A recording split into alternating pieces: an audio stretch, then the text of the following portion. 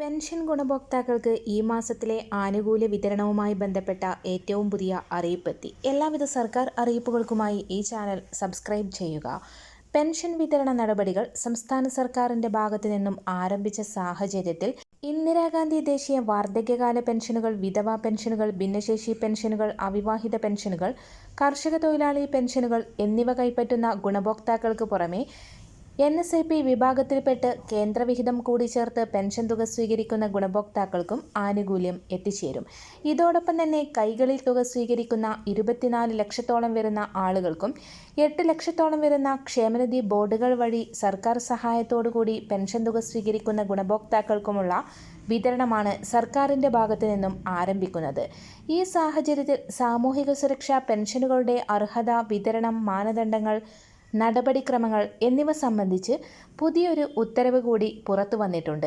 ഇതിന്റെ ഭാഗമായി തദ്ദേശീയ തലത്തിൽ വാർഡടിസ്ഥാനമാക്കിയുള്ള ഭൗതിക സാഹചര്യ പരിശോധനകളിൽ 2000 ചതുരശ്ര അടിയിൽ കൂടുതൽ വിസ്തീർണമുള്ള വീടുള്ളവർ, AC ഉള്ള വീടുകൾ, ആധുനിക രീതിയിൽ ഫ്ലോറിംഗ് ചെയ്തിട്ടുള്ള വീടുകൾ, മറ്റു പെൻഷൻ ഗുണഭോക്താക്കൾ, വീട്ടിലുള്ളവർ, 1 ലക്ഷം രൂപയിൽ കൂടുതൽ വാർഷിക വരുമാനമുള്ള വീടുകൾ എന്നിവയുള്ള ഗുണഭോക്താക്കളെ കണ്ടെത്തി പുറത്താക്കുന്ന നടപടികൾ സർക്കാരിന്റെ ഭാഗത്തു നിന്നും ആരംഭിച്ചു. വിധവ, അവിവാഹിത പെൻഷനുകൾ കൈപ്പറ്റുന്ന ഗുണഭോക്താക്കൾ പുനർവിവാഹിതരായിട്ടില്ല എന്ന് തെളിയിക്കുന്ന സാക്ഷ്യപത്രം പെൻഷൻ അനുവദിക്കപ്പെട്ട തദ്ദേശ സ്വയംഭരണ സ്ഥാപനത്തിൽ സമർപ്പിക്കണമെന്നുള്ള അറിയിപ്പുകൾ നേരത്തെ വിവിധ പഞ്ചായത്തുകളിൽ നിന്ന് അറിയിച്ചിട്ടുണ്ടായിരുന്നു. അറിയിപ്പുകൾ ലഭ്യമായിട്ടുള്ള ഗുണഭോക്താക്കൾ സർട്ടിഫിക്കറ്റുകൾ സമർപ്പിക്കുന്നതിനുള്ള അവസാന തീയതി ജൂൺ 30-ന് അവസാനിച്ചെങ്കിൽ പോലും ഗുണഭോക്താക്കൾക്ക് ഇനിയും സർട്ടിഫിക്കറ്റുകൾ സമർപ്പിക്കാവുന്നതാണ്. സർട്ടിഫിക്കറ്റുകൾ സമർപ്പിക്കാത്ത മുറയ്ക്ക് ജൂലൈ മാസം മുതലുള്ള വർദ്ധിപ്പിച്ച പെൻഷൻ തുകയടക്കം ഇവർക്ക് മുടങ്ങുന്നതായിരിക്കും. ജൂലൈ മാസം മുതൽ ഗുണഭോക്താക്കളെ കാത്തിരിക്കുന്നത് വലിയൊരു പെൻഷൻ വിതരണ നടപടിയാണ്. ഓണത്തോടനുബന്ധിച്ച് ഗുണഭോക്താക്കൾക്ക് പെൻഷൻ തുകയിൽ വർധനവ് വരുത്തുമെന്നുള്ള റിപ്പോർട്ടുകൾ നേരത്തെ തന്നെ പുറത്തു വന്നിരുന്നു. ഇതോടൊപ്പം തന്നെ ഭിന്നശേഷി നേരിടുന്ന ഗുണഭോക്താക്കൾക്ക് പെൻഷൻ തുകയിൽ 25% വരെ വർധന ഉണ്ടാകുമെന്നുള്ള അറിയിപ്പുകൾ കൂടി പുറത്തു വന്നിരിക്കുകയാണ്. പെൻഷൻ തുക 25% വർദ്ധിപ്പിച്ചു നൽകുന്നത് ഭിന്നശേഷി നേരിടുന്ന ഗുണഭോക്താക്കളെ സംബന്ധിച്ചിടത്തോളം ആശ്വാസകരമായി തീരും. ഇത് സംബന്ധിച്ചിട്ടുള്ള ഔദ്യോഗിക ഉത്തരവ് വരുന്ന ആഴ്ചയിൽ തന്നെ പുറത്തു വരുമെന്നാണ് പ്രതീക്ഷിക്കുന്നത്. സാമൂഹിക സുരക്ഷാ പെൻഷന് പുറമെ കെട്ടിട നിർമ്മാണ തൊഴിലാളി പെൻഷനുകൾ കൈപ്പറ്റുന്ന ഗുണഭോക്താക്കൾക്ക് കാലങ്ങളോളമായി പെൻഷൻ തുക കുടിശ്ശികയായി കിടക്കുകയാണ്. ഇവർക്കുള്ള കുടിശ്ശിക വിതരണവും ഓണത്തോടനുബന്ധിച്ച് വിവിധ ഘട്ടങ്ങളിലായി ആരംഭിക്കുമെന്ന് ധനവകുപ്പിന്റെ ഭാഗത്തു നിന്നും അറിയിപ്പുകൾ പുറത്തു വന്നിട്ടുണ്ട്. ഗുണഭോക്താക്കൾക്ക് എല്ലാ മാസവും 1 മുതൽ 20 വരെയുള്ള കാലയളവിൽ പെൻഷൻ ഗുണഭോക്താവ് ജീവിച്ചിരിക്കുന്നു എന്ന് സർക്കാരിനെ ബോധ്യപ്പെടുത്തുന്നതിന്റെ ഭാഗമായി മസ്റ്ററിംഗ് നടപടികൾ പൂർത്തിയാക്കാവുന്നതാണ്. സാമൂഹിക സുരക്ഷാ പെൻഷനുകളുടെ വർദ്ധിപ്പിച്ച പെൻഷൻ തുക വിതരണ നടപടികൾ സർക്കാരിന്റെ ഭാഗത്തു നിന്നും ആരംഭിച്ചു എന്നുള്ള സന്തോഷ വാർത്ത കൂടി പുറത്തു വന്നിരിക്കുകയാണ്. 51 ലക്ഷത്തോളം വരുന്ന സാമൂഹിക സുരക്ഷാ പെൻഷൻ ഗുണഭോക്താക്കളിൽ വാർദ്ധക്യകാല പെൻഷനുകൾ, വിധവാ പെൻഷനുകൾ, ഭിന്നശേഷി പെൻഷനുകൾ, അവിവാഹിത പെൻഷനുകൾ, കർഷക തൊഴിലാളി പെൻഷനുകൾ കൈപ്പറ്റുന്ന ഗുണഭോക്താക്കൾക്ക് അറിയിപ്പ് എത്തിച്ചേർന്നു. നിലവിൽ സർക്കാർ നടപ്പിലാക്കാൻ പോകുന്ന ജനക്ഷേമ പദ്ധതികളിൽ ഏറ്റവും ഒന്നാമതായി ഇടം പിടിച്ചിരിക്കുന്നത് സാമൂഹിക സുരക്ഷാ പെൻഷനുകളുടെ വർധനവ് തന്നെയാണ്. പെൻഷൻ തുക 3000 രൂപയിലേക്ക് ഉയർത്തുന്നതിനുള്ള നടപടികൾ സർക്കാരിന്റെ ഭാഗത്തു നിന്നും ആരംഭിച്ചതായി മുഖ്യമന്ത്രി വാർത്താ സമ്മേളനത്തിൽ അറിയിച്ചിരിക്കുകയാണ്. UDF സർക്കാരിനെ വൻ വിജയത്തിലേക്ക് എത്തിച്ചത് തന്നെ സാമൂഹിക സുരക്ഷാ പെൻഷൻ അടിസ്ഥാന പെൻഷൻ ഇനത്തിൽ 3000 രൂപയിലേക്ക് ഉയർത്തുമെന്നുള്ള സർക്കാർ പ്രഖ്യാപനത്തെ തുടർന്നാണ്. അതുകൊണ്ട് തന്നെ പെൻഷൻ തുക 3000 രൂപയിലേക്ക് ഉടൻ തന്നെ എത്തിക്കുമെന്ന് മുഖ്യമന്ത്രി വ്യക്തമാക്കി. വിവിധ ഘട്ടങ്ങളിലെ പെൻഷൻ തുക 3000 രൂപയിലേക്ക് ഉയർത്തുന്നതിന് പകരം 1000 രൂപ വീതം വർദ്ധിപ്പിച്ച് 3000 രൂപ അടിസ്ഥാന പെൻഷൻ ഇനത്തിൽ വർദ്ധിപ്പിക്കുമെന്നാണ് സർക്കാർ അറിയിച്ചിരിക്കുന്നത്. ഇതിനുള്ള നടപടികൾ ആരംഭിച്ചതായി മന്ത്രിസഭയിൽ സർക്കാർ അറിയിച്ചിരിക്കുകയാണ്. നടപടികളുടെ ആദ്യഘട്ടമെന്നോണം പരിശോധനകൾ കൂടുതൽ കർശനമാക്കാനാണ് സർക്കാർ നീക്കം. ഇതിന്റെ ഭാഗമായി വാർഷിക മസ്റ്ററിംഗ് ഉൾപ്പെടെ ഗുണഭോക്താക്കൾ വീണ്ടും നടത്തേണ്ടി വരും. ഇതിനുള്ള തീയതികൾ നിലവിൽ പ്രഖ്യാപിച്ചിട്ടില്ല. വരും ദിവസങ്ങളിൽ തീയതി അറിയിപ്പുകൾ പുറത്തുവരും. വലിയൊരു വിഭാഗം അനർഹർ പെൻഷൻ പട്ടികയിൽ നിന്ന് പുറത്താക്കപ്പെടുന്നതിന്റെ ഭാഗമായി ഏറ്റവും അർഹതപ്പെട്ടവരെ മാത്രം ഉൾപ്പെടുത്തിക്കൊണ്ട് ഏറ്റവും പുതിയ വിതരണ ലിസ്റ്റിന്റെ അടിസ്ഥാനത്തിലാണ് വർദ്ധിപ്പിച്ച പെൻഷൻ തുകയടക്കം ജൂലൈ മാസം മുതൽ വിതരണം ആരംഭിക്കുന്നത്. ഇതിന്റെ ഭാഗമായി ഉദ്യോഗസ്ഥർ ഭൗതിക സാഹചര്യ പരിശോധനകളുടെ ഭാഗമായി ഗുണഭോക്താക്കളുടെ വീടുകളിലേക്ക് എത്തിത്തുടങ്ങിയിട്ടുണ്ട്. പെൻഷൻ ഗുണഭോക്താവിന്റെ മരണശേഷം ബന്ധുക്കൾ പെൻഷൻ തുക അനർഹമായി തട്ടിയെടുക്കുന്നത് വർദ്ധിച്ചുവരുന്ന സാഹചര്യത്തിൽ വാർഷിക മസ്റ്ററിംഗ് കൂടുതൽ കർശനമാക്കും. പെൻഷൻ ഗുണഭോക്താവ് ജീവിച്ചിരിപ്പുണ്ട് എന്ന് സർക്കാരിനെ ബോധ്യപ്പെടുത്തുന്നതിന് വേണ്ടിയാണ് വാർഷിക മസ്റ്ററിംഗ് ഉൾപ്പെടുത്തിയിട്ടുള്ളത്. മസ്റ്ററിംഗ് നടത്തുന്നതിലൂടെ വലിയൊരു വിഭാഗം അനർഹരാണ് പെൻഷൻ പട്ടികയിൽ നിന്ന് പുറത്താക്കപ്പെടുക. ബയോമെട്രിക് അപ്ഡേഷൻ തീയതികൾ ഓഗസ്റ്റ് മാസത്തോടുകൂടി തന്നെ പുറത്തുവരും. പെൻഷൻ മാനദണ്ഡങ്ങൾ കൂടുതൽ കർശനമാക്കുന്ന സാഹചര്യത്തിലാണ് ഗുണഭോക്താക്കൾക്ക് വിവിധ മേഖലകളിലേക്കുള്ള ആനുകൂല്യങ്ങൾ പ്രഖ്യാപിച്ചിരിക്കുന്നത്. റേഷൻ കാർഡുള്ള ഗുണഭോക്താക്കൾക്ക് ഓരോ വീട്ടിലേക്കും വാർഡടിസ്ഥാനത്തിൽ 30-ൽ പരം സഹായങ്ങൾ കൂടി സർക്കാരിന്റെ ഭാഗത്തു നിന്നും പ്രഖ്യാപിച്ചിരിക്കുകയാണ്. സഹായങ്ങൾ വിതരണം ചെയ്യുന്ന വാർഡ് സഭകൾ, ഗ്രാമസഭകൾ ഇപ്പോൾ ആരംഭിച്ചിരിക്കുകയാണ്. എല്ലാ വീടുകളിലും റേഷൻ കാർഡുകളുണ്ട്. അതോടൊപ്പം തന്നെ ഹരിതകർമ്മസേനയ്ക്ക് യൂസർ ഫീ അടക്കുന്ന കാർഡുകളുമുണ്ട്. വിവിധ പദ്ധതികളിലേക്ക് അപേക്ഷ വെക്കുമ്പോൾ ഗുണഭോക്താവിന്റെ ആധാർ കാർഡും റേഷൻ കാർഡിന്റെ കോപ്പിയും അതോടൊപ്പം തന്നെ ഹരിതകർമ്മസേനയ്ക്ക് യൂസർ ഫീ അടക്കുന്ന റെസിപ്റ്റും കൂടി ഉണ്ടാവേണ്ടതാണ്. ഹരിതകർമ്മസേനയ്ക്കുള്ള യൂസർ ഫീ 50 രൂപ വീതം കൃത്യമായി അടച്ച് രസീത് കൈപ്പറ്റിയിട്ടുള്ള ആളുകൾക്കാണ് മുൻഗണന ലഭിക്കുക. കുടിശ്ശിക വരുത്തിയിട്ടുള്ള ആളുകൾക്ക് ആനുകൂല്യങ്ങൾ പെൻഡിങ്ങിൽ വരുന്ന ഒരു സാഹചര്യം കൂടി ഉണ്ടാകും. 60 വയസ്സിന് മുകളിൽ പ്രായമുള്ള ആളുകൾക്കുള്ള സഹായങ്ങൾ, അതായത് നടക്കാൻ ബുദ്ധിമുട്ടുള്ള ആളുകൾക്കുള്ള ഊന്നുവടികൾ, പ്രത്യേക വീൽ ചെയറുകൾ, വാട്ടർ ബെഡ് തുടങ്ങിയവ ലഭിക്കുന്നതാണ്. ഇതിനു പുറമെ കട്ടിലുകൾ, കമ്പിളിപ്പുതപ്പ് തുടങ്ങിയവയും ലഭിക്കും. പുതുതായി അപേക്ഷ വെച്ച് മുൻഗണനാ പട്ടികയിൽ ഇടം പിടിക്കുന്ന ആളുകൾക്ക് ആനുകൂല്യം അതിവേഗം തന്നെ ലഭിക്കുന്നതാണ്. ഓരോ പഞ്ചായത്തുകളിലും വ്യത്യസ്തങ്ങളായ സഹായങ്ങളാകും ഗുണഭോക്താക്കളിലേക്ക് എത്തിച്ചേരുക. BPL, APL വ്യത്യാസമില്ലാതെ 60 വയസ്സിന് മുകളിൽ പ്രായമുള്ളവർക്ക് അപേക്ഷ വയ്ക്കാവുന്നതാണ്. ഓരോ വാർഡിലും തിരഞ്ഞെടുക്കപ്പെടുന്ന നിശ്ചിത എണ്ണം ഗുണഭോക്താക്കൾ എന്ന രീതിയിലാണ് ആനുകൂല്യങ്ങൾ വിതരണം ചെയ്യുന്നത്.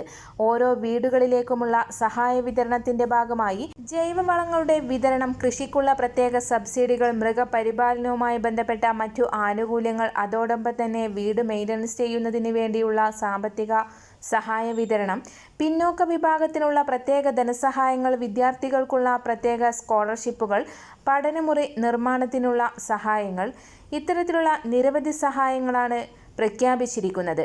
ആനുകൂല്യങ്ങൾ ആവശ്യമുള്ളവർ ആവശ്യാനുസരണം അപേക്ഷയ്ക്കൊപ്പം അനുബന്ധ രേഖകൾ കൂടി അറ്റാച്ച് ചെയ്ത ശേഷം സമർപ്പിക്കേണ്ടതാണ്. അപേക്ഷ വെച്ചിട്ടുള്ള ഗുണഭോക്താക്കൾക്ക് ഇപ്പോൾ ഗ്രാമസഭകൾ വഴി അതിൻ്റെ മാർക്കിടൽ ഉൾപ്പെടെയുള്ള കാര്യങ്ങൾ ആരംഭിച്ചിരിക്കുകയാണ്. അടുത്തതായി കൂടാൻ പോകുന്ന ഗ്രാമസഭകളിലാണ് ഗുണഭോക്താക്കൾ പട്ടികയിൽ ഉൾപ്പെട്ടിട്ടുള്ള ആളുകളുടെ ലിസ്റ്റുകൾ പ്രസിദ്ധീകരിക്കുക. അർഹതപ്പെട്ട അവകാശങ്ങൾ ഗുണഭോക്താക്കൾ നേടിയെടുക്കുക തന്നെ ചെയ്യുക. സംസ്ഥാന സർക്കാർ ജീവനക്കാർക്ക് UDF സർക്കാരിന്റെ ഓണസമ്മാനം 2% ക്ഷാമബത്ത ഓഗസ്റ്റിൽ അനുവദിക്കും. ഓഗസ്റ്റ് മാസത്തെ ശമ്പളത്തിനൊപ്പം ഉയർന്ന തുക ലഭിക്കും. ഓഗസ്റ്റ് അവസാന ആഴ്ച ഓണമായതിനാൽ ആ മാസം ശമ്പളം നേരത്തെ നൽകേണ്ടി വരും. ഒരു ഗഡു DA നൽകാൻ 60 കോടി രൂപയോളം അധികമായി വേണ്ടിവരുമെന്നാണ് കണക്കാക്കുന്നത്. ഈ വർഷം ആദ്യം ലഭിക്കേണ്ട ജീവനക്കാരുടെ ഒരു ഗഡു DA കുടിശ്ശികയാണ് ഓഗസ്റ്റിൽ നൽകുക. ക്ഷാമബത്തക്കൊപ്പം പെൻഷൻകാർക്ക് ക്ഷാമാശ്വാസവും ലഭിക്കും. ക്ഷാമബത്തക്ക് മുൻകാല പ്രാബല്യം നൽകണോ എന്ന കാര്യം സംസ്ഥാനത്തിന്റെ സാമ്പത്തിക നില പരിശോധിച്ച ശേഷം ധനവകുപ്പ് തീരുമാനമെടുക്കും. അതിനാൽ മുൻകാല പ്രാബല്യം ഉണ്ടാകുമോ എന്ന കാര്യം പിന്നീട് മാത്രമേ വ്യക്തമാവുകയുള്ളൂ. ജീവനക്കാരുടെ ക്ഷാമബത്തയും പെൻഷൻകാരുടെ ക്ഷാമാശ്വാസവും സമയത്ത് കൊടുത്തു തീർക്കുമെന്ന് മുഖ്യമന്ത്രി VD സതീശൻ പ്രഖ്യാപിച്ചിരുന്നു. കേരള സർക്കാരിന്റെ അഭയകിരണം പദ്ധതിയിലേക്കുള്ള അപേക്ഷകൾ ആരംഭിച്ചിരിക്കുകയാണ്. 2026-27 വർഷത്തേക്കുള്ള അപേക്ഷയാണ് നിലവിൽ ആരംഭിച്ചിട്ടുള്ളത്. 50 വയസ്സിന് മുകളിൽ പ്രായമുള്ള വിധവകളെ സംരക്ഷിക്കുന്ന ബന്ധുക്കൾക്കാണ് ആനുകൂല്യം ലഭിക്കുക. പ്രതിമാസം 1000 രൂപ വീതമാണ് സഹായം ലഭിക്കുക. ഒരു വനിതാ ശിശു വികസന വകുപ്പ് പദ്ധതിയാണിത്. സമീപത്തുള്ള അംഗനവാടികളുമായി ബന്ധപ്പെടേണ്ടതാണ്. വിധവയെ പരിചരിക്കുന്ന മകൾ, മരുമകൾ, ബന്ധു ഇവർക്കാണ് ആനുകൂല്യത്തിന് അർഹത. വിധവക്ക് നേരിട്ടല്ല സഹായം ലഭിക്കുക. അവരെ നോക്കുന്ന ബന്ധുവിനാണ് പണം ലഭിക്കുന്നത്. മാസം 1000 രൂപ വീതം വർഷം 12,000 രൂപ വരെ ലഭിക്കുന്നതാണ്. അർഹതയുള്ളവർക്ക് അപേക്ഷിക്കാവുന്നതാണ്. മറ്റൊരറിയിപ്പ്, റബ്ബർ കൃഷി കൂടുതൽ ലാഭകരമാക്കുന്നതിനും കർഷകർക്ക് മികച്ച വരുമാനം ഉറപ്പുവരുത്തുന്നതിനുമായി റബ്ബർ ബോർഡ് വിവിധ സബ്സിഡികളും ധനസഹായ പദ്ധതികളും നടപ്പിലാക്കി വരുന്നു. കർഷകർക്ക് ലഭിക്കുന്ന പ്രധാന ആനുകൂല്യങ്ങൾ: റബ്ബർ ഉൽപാദന ഇൻസെന്റീവ് പദ്ധതി. ചെറുകിട കർഷകർക്ക് ന്യായവില ഉറപ്പാക്കാനുള്ള ഇൻസെന്റീവ് നിരക്ക് 250 രൂപയായി ഉയർത്തി. വിപണി വിലയും ഈ തുകയും തമ്മിലുള്ള വ്യത്യാസം സബ്സിഡിയായി കർഷകരുടെ ബാങ്ക് അക്കൗണ്ടുകളിൽ എത്തിച്ചേരും. പഴയ മരങ്ങൾ വെട്ടിമാറ്റി പുതിയവ വെക്കുന്നതിന് ഹെക്ടറിന് 40,000 രൂപ വരെ സബ്സിഡി ലഭിക്കും. മഴക്കാലത്തും ടാപ്പിംഗ് മുടങ്ങാതിരിക്കാൻ സഹായമായി 4,000 രൂപയാണ് അനുവദിക്കുന്നത്. ടാപ്പിംഗ് തൊഴിലാളികൾക്കുള്ള വിപുലമായ ക്ഷേമ പദ്ധതികൾ: പെൻഷൻ. 60 വയസ്സ് കഴിഞ്ഞ ടാപ്പിംഗ് തൊഴിലാളികൾക്ക് പ്രതിമാസം 2,000 രൂപ പെൻഷൻ ലഭിക്കും. ക്യാൻസർ, ഹൃദ്രോഗം പോലുള്ള ഗുരുതര രോഗങ്ങൾക്ക് 10,000 മുതൽ 50,000 രൂപ വരെ ചികിത്സാ ധനസഹായവും ലഭിക്കുന്നതാണ്. ടാപ്പിംഗിനിടെ ഉണ്ടാകുന്ന അപകടങ്ങൾക്ക് ഇൻഷുറൻസ് പരിരക്ഷ നൽകുന്ന ഗ്രൂപ്പ് ഇൻഷുറൻസുമുണ്ട്. ഭവന നിർമ്മാണം, വീട് നിർമ്മിക്കുന്നതിനായി 50,000 രൂപ വരെ അല്ലെങ്കിൽ ചിലവിൻ്റെ 25% സാമ്പത്തിക സഹായം ലഭിക്കും. വനിതാ തൊഴിലാളികളുടെയോ അവരുടെ പെൺമക്കളുടെയോ വിവാഹത്തിന് 25,000 രൂപയും പ്രസവാനുകൂല്യമായി 15,000 രൂപയും നൽകുന്നു. തൊഴിലാളികളുടെ മക്കൾക്ക് 1,500 മുതൽ 16,000 രൂപ വരെ സ്കോളർഷിപ്പും ഹോസ്റ്റൽ സൗകര്യവുമുണ്ട്. കർഷകരുടെയും ടാപ്പിംഗ് തൊഴിലാളികളുടെയും ക്ഷേമവും വിപണിയുടെ സുതാര്യതയും ഉറപ്പുവരുത്തിക്കൊണ്ട് ഇന്ത്യൻ റബ്ബർ മേഖല വലിയ മുന്നേറ്റമാണ് കാഴ്ചവെക്കുന്നത്. മറ്റൊരറിയിപ്പ്, പ്രവാസി മലയാളികൾക്കുള്ള ക്ഷേമ പെൻഷൻ വിതരണം കൂടുതൽ കാര്യക്ഷമമാക്കുന്നതിനുള്ള നടപടികൾ സർക്കാർ പരിശോധിച്ചു വരികയാണെന്ന് മുഖ്യമന്ത്രി വി.ഡി. സതീശൻ നിയമസഭയെ അറിയിച്ചു. 2026 ജനുവരി വരെ കേരള പ്രവാസി ക്ഷേമ ബോർഡിന് ലഭിച്ച നിരവധി പെൻഷൻ അപേക്ഷകൾ ഇതുവരെ പരിഗണിക്കാത്തതും അതിനുശേഷം ലഭിച്ച അപേക്ഷകളിൽ ഒരു നടപടിയും സ്വീകരിച്ചിട്ടില്ലാത്തതും ആശങ്കയുണ്ടെന്നും മുഖ്യമന്ത്രി അറിയിച്ചു. പ്രവാസി ക്ഷേമ പെൻഷനുകളുടെ വിതരണം കാര്യക്ഷമമാക്കുന്നതിനും മെച്ചപ്പെടുത്തുന്നതിനുമുള്ള നടപടികൾ സർക്കാർ പരിശോധിച്ചു വരികയാണെന്നും മുഖ്യമന്ത്രി പറഞ്ഞു. പ്രവാസി മലയാളികളുടെയും സാമൂഹിക സുരക്ഷയും ക്ഷേമവും ഉറപ്പാക്കുന്നതിനും അവർക്കുള്ള ക്ഷേമ പദ്ധതികൾ ഏകോപിപ്പിക്കുന്നതിനുമാണ് കേരള പ്രവാസി ക്ഷേമ ബോർഡ് രൂപീകരിച്ചതെന്ന് മുഖ്യമന്ത്രി അറിയിച്ചു. നിലവിൽ 18നും 60നും ഇടയിൽ പ്രായമുള്ള പ്രവാസി മലയാളികൾക്ക് ക്ഷേമനിധിയിൽ അംഗത്വത്തിന് അർഹതയുണ്ട്. പെൻഷന് അർഹത നേടുന്നതുവരെ തുടർച്ചയായി വിഹിതം അടക്കുന്ന അംഗങ്ങൾക്ക് പദ്ധതി പ്രകാരം ആനുകൂല്യങ്ങൾക്ക് അർഹതയുണ്ടെന്ന് പറയുന്നു. 2026 മെയ് വരെയുള്ള കണക്കുകൾ പ്രകാരം ക്ഷേമനിധിയിൽ ഏകദേശം 9.5 ലക്ഷം അംഗങ്ങളും 94,666 പെൻഷൻകാരുമുണ്ട്. വിദേശത്ത് താമസിക്കുന്ന അംഗങ്ങൾക്ക് 3,500 രൂപയും മറ്റു ഇന്ത്യൻ സംസ്ഥാനങ്ങളിൽ ജോലി ചെയ്യുന്നവർക്കും മടങ്ങിയെത്തിയവർക്കും 3,000 രൂപയുമാണ് ഏറ്റവും കുറഞ്ഞ പ്രതിമാസ പെൻഷനെന്ന് പറയുന്നു. പെൻഷൻ ഗുണഭോക്താക്കൾ എല്ലാ വർഷവും മാർച്ചിൽ ലൈഫ് സർട്ടിഫിക്കറ്റ് സമർപ്പിക്കണമെന്നും പറയുന്നു. നേരിട്ട് ഹാജരാകാൻ കഴിയാത്തവർക്ക് ഇന്ത്യയിലാണെങ്കിൽ ഒരു ഗസറ്റഡ് ഓഫീസർ സാക്ഷ്യപ്പെടുത്തിയ സർട്ടിഫിക്കറ്റുകളോ വിദേശത്താണെങ്കിൽ ഒരു ഇന്ത്യൻ എംബസിയിലെ ഉദ്യോഗസ്ഥൻ സാക്ഷ്യപ്പെടുത്തിയ സർട്ടിഫിക്കറ്റുകളും സമർപ്പിക്കാം. വിദേശത്ത് പെൻഷൻകാർ എംബസികൾ വഴി സർട്ടിഫിക്കറ്റുകൾ നേടുന്നതിൽ നേരിടുന്ന ബുദ്ധിമുട്ടുകൾ കണക്കിലെടുത്ത് വിദേശ ഡയറക്ടർമാരുടെ സ്വകാര്യ ഇമെയിൽ അക്കൗണ്ടുകൾ വഴി അയക്കുന്ന ലൈഫ് സർട്ടിഫിക്കറ്റുകൾ സ്വീകരിക്കാൻ ബോർഡ് അനുമതി നൽകിയിട്ടുണ്ടെന്ന് പറയുന്നു. ലൈഫ് സർട്ടിഫിക്കറ്റുകൾ സമർപ്പിക്കുന്നതിനുള്ള ഇടവേള നീട്ടുക, തിരഞ്ഞെടുക്കപ്പെട്ട പ്രതിനിധികൾ നൽകുന്ന സർട്ടിഫിക്കറ്റുകൾ ഇതിനായി സ്വീകരിക്കാൻ അനുവദിക്കുക എന്നീ ആവശ്യങ്ങൾ സർക്കാർ പരിശോധിക്കുമെന്നും മന്ത്രി അറിയിച്ചു. മഹാത്മാഗാന്ധി ദേശീയ ഗ്രാമീണ തൊഴിലുറപ്പ് പദ്ധതി അവസാനിച്ചു. പകരം കേന്ദ്ര സർക്കാർ നടപ്പിലാക്കുന്ന വിബിജി റാംജി പദ്ധതി നിലവിൽ വരുന്നു. തൊഴിലുറപ്പ് പദ്ധതിയുടെ നിലവിലെ കാർഡിന്റെ പ്രാബല്യം തന്നെ തുടരും. പുതിയ പദ്ധതിയുടെ കാർഡ് ലഭിക്കുന്നതുവരെ KYC ചെയ്ത നിലവിലെ കാർഡുകൾ ഉപയോഗിക്കാമെന്നാണ് ഗ്രാമവികസന മന്ത്രാലയം അറിയിച്ചത്.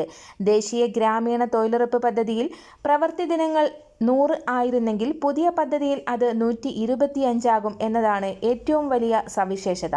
കേരളത്തിൽ ദിവസവേതനം 401 രൂപയായി വർദ്ധിപ്പിച്ചിട്ടുണ്ട്. അതേസമയം പദ്ധതിയിൽ കേന്ദ്രവിഹിതം കുറച്ചിട്ടുമുണ്ട്. നേരത്തെ 100% കൂലിച്ചെലവ് കേന്ദ്ര സർക്കാർ വഹിച്ചിരുന്നിടത്ത് ഇനി മുതൽ 60% മാത്രമേ വഹിക്കൂ എന്ന് കേന്ദ്ര സർക്കാർ വ്യക്തമാക്കി. മഹാത്മാഗാന്ധി ദേശീയ ഗ്രാമീണ തൊഴിലുറപ്പ് പദ്ധതിക്ക് കീഴിൽ കേരളത്തിലെ സ്വകാര്യ വ്യക്തികളുടെ കൃഷിഭൂമിയിൽ അവർ ഭൂനികുതി രസീത് സമർപ്പിച്ച് അപേക്ഷിച്ചാൽ നിലമൊരുക്കൽ, കാട് വെട്ടിത്തെളിക്കൽ തുടങ്ങിയ പ്രവൃത്തികൾ ചെയ്തിരുന്നു. എന്നാൽ വിബിജി റാംജി പദ്ധതിയിൽ സ്വകാര്യ വ്യക്തികളുടേതടക്കം കൃഷിഭൂമിയിലെ ഭൂവികസന ജോലികൾ അനുവദിക്കില്ല. ജലസംഭരണ പ്രവർത്തനങ്ങൾ മാത്രമേ ചെയ്യാനാകൂ. കൂടാതെ പ്രധാനമന്ത്രി ആവാസ് യോജന പദ്ധതിക്ക് കീഴിൽ സ്വകാര്യ വ്യക്തികൾക്ക് വീട് നിർമ്മാണം പോലുള്ള പദ്ധതികൾക്ക് അനുമതിയുണ്ട്.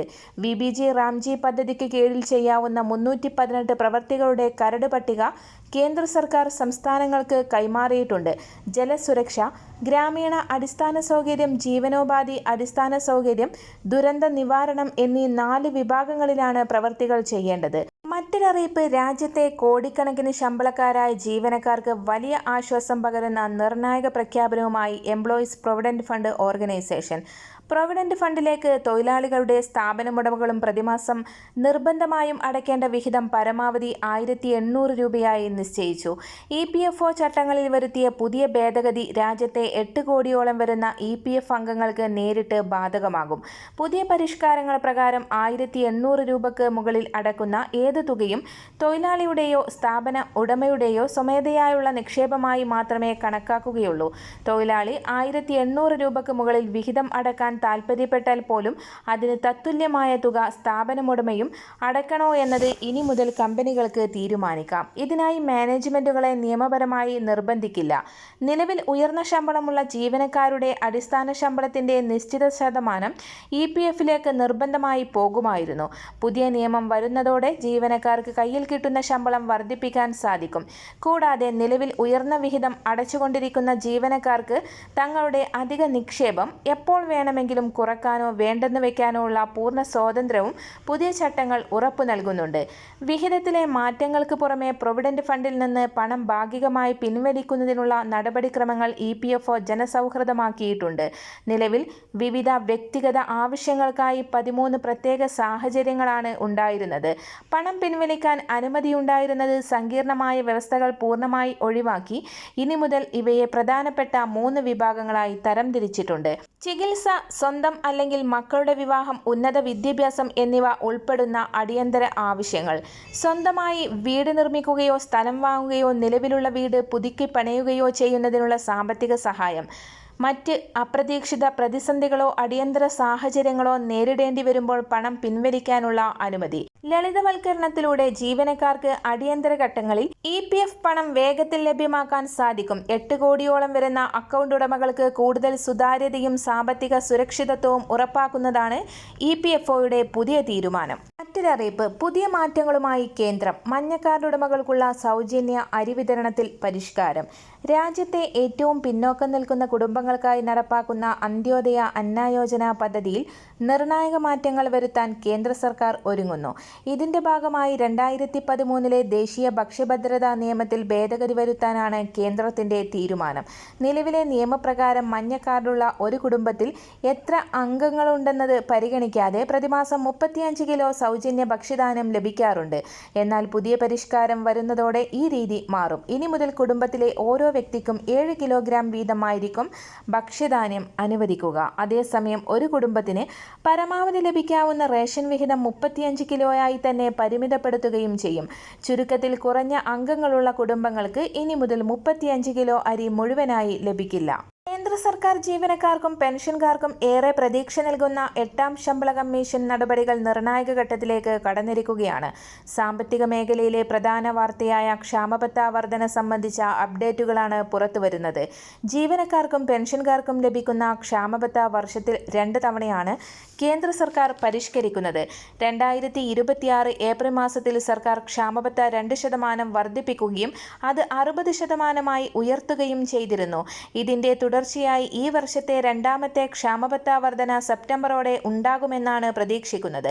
വ്യവസായിക തൊഴിലാളികൾക്കായുള്ള all India consumer price index അടിസ്ഥാനമാക്കിയിട്ടുള്ള പണപ്പെരുപ്പ കണക്കുകൾ പരിശോധിച്ച ശേഷമായിരിക്കും അന്തിമ തീരുമാനം കൈക്കൊള്ളുക. ഏപ്രിൽ മാസത്തിലെ പണപ്പെരുപ്പ നിരക്കുകൾ വർധനവ് സൂചിപ്പിക്കുന്നുണ്ടെങ്കിലും മെയ്, ജൂൺ മാസങ്ങളിലെ വിവരങ്ങൾ കൂടി ലഭ്യമായാൽ മാത്രമേ കൃത്യമായ നിരക്ക് വ്യക്തമാവുകയുള്ളൂ. മെമ്മോറാണ്ടം സമർപ്പിക്കാനുള്ള അവസാന തീയതി ജൂൺ 15 അവസാനിച്ചിരുന്നു. വിവിധ ജീവനക്കാരുടെ യൂണിയനുകൾ, പെൻഷൻകാരുടെ സംഘടനകൾ തുടങ്ങിയവർ തങ്ങളുടെ നിർദ്ദേശങ്ങൾ കമ്മീഷന് മുൻപാകെ സമർപ്പിച്ചു കഴിഞ്ഞു. ഉയർന്ന ഫിറ്റ്മെന്റ് ഫാക്ടർ, അടിസ്ഥാന ശമ്പളത്തിലെ വലിയ വർധന, മെച്ചപ്പെട്ട അലവൻസുകൾ, റിട്ടയർമെന്റ് ആനുകൂല്യങ്ങളിലെ മാറ്റം തുടങ്ങിയവയാണ് പ്രധാന ആവശ്യങ്ങൾ. ഒപ്പം പഴയ പെൻഷൻ പദ്ധതി പുനഃസ്ഥാപിക്കണമെന്നും നിലവിലെ നാഷണൽ പെൻഷൻ സിസ്റ്റം UPS എന്നിവയിൽ പരിഷ്കാരങ്ങൾ വരുത്തണമെന്നും ആവശ്യം ഉയർന്നിട്ടുണ്ട്.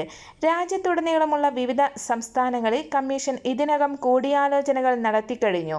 ഏകദേശം 55 ലക്ഷം കേന്ദ്ര സർക്കാർ ജീവനക്കാരെയും 69 ലക്ഷത്തോളം പെൻഷൻകാരെയും നേരിട്ട് ബാധിക്കുന്നതാണ് 8ാം ശമ്പള കമ്മീഷന്റെ ശുപാർശകൾ. അന്തിമ റിപ്പോർട്ട് തയ്യാറാക്കുന്നതിനായി കമ്മീഷൻ നിരവധി മാസങ്ങൾ കൂടി എടുക്കും. എങ്കിലും വരും ആഴ്ചകളിൽ നടക്കുന്ന ചർച്ചകളും പണപ്പെരുപ്പ വിവരങ്ങളും ഏറെ നിർണായകമായിരിക്കും.